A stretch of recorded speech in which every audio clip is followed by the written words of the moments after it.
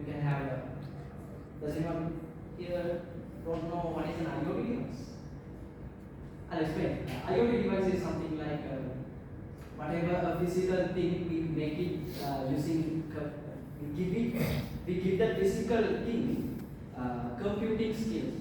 Something like there is a fridge and you use it. You enable it with the Arduino board or something, and you make it as a smart fridge. So that is what an IoT device means. So when it comes to IoT devices, actually they use internet. No? So here's internet. So when they need processing, they are requesting the internet to get the operating system from a different server, right? I'm talking about virtualized OS inside this IoT. So if this server is far away from this IoT device, what will happen is this request will go slower and processing speed might get low, right? Speed might get low. So to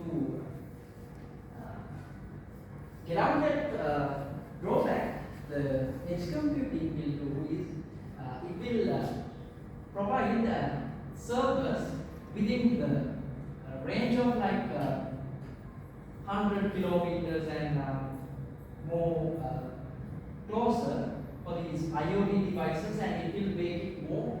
It will improve the speed of these IoT devices, right? So that is what edge computing means. And let's move to the serverless computing. This is commonly used by the developers, and developers use it to cloud computing model, which the cloud provider manage the infrastructure, allowing developers to focus on writing code. So the containerization, as mentioned by our Mihan, and we can use AI and machine learning for this OS virtualization. Right. So what are the best practices for OS virtualization?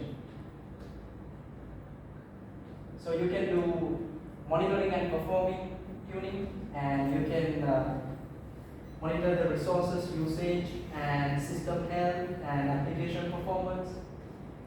And you can do security from implementing firewalls and keeping virtualization software up to date, so etc. And resource management, monitoring resource usage, setting resource limits and properly using and optimizing virtual machines, and you can get backups on recoveries, and you can do the automation as well for best practices of OS virtualization. So now we are at the end of our presentation. Now let's just memorize what we have done in our presentation. First we had done Mihan, then Mihan did what is virtualization, and then there were two types of virtualization. There are several types of virtualization: full virtualization, para virtualization, and containerization. And there are hypervisors, which is a software used to run multiple OSs. There are two types, type 1, type 2, and we had done benefits of virtualization and use cases and challenges and limitations and future of operating system, and what are the best practices that we can do for the operating system virtualization. So that is the conclusion. So, does anyone have any question about our presentation?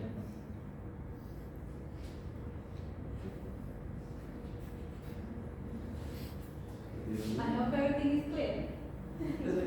Does anyone have any unclear point or something?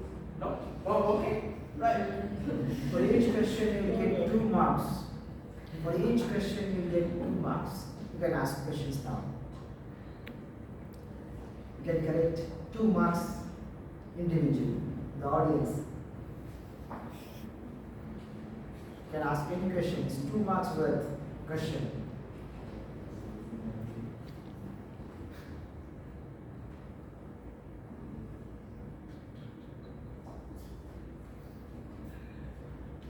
One needs 2 marks. You give up. Anyone? No? Does anybody have any questions regarding what virtualization actually is or the types of virtualization? Good. Right. Okay, so that's all for our presentation. And thank you. Thank you. Thank you guys.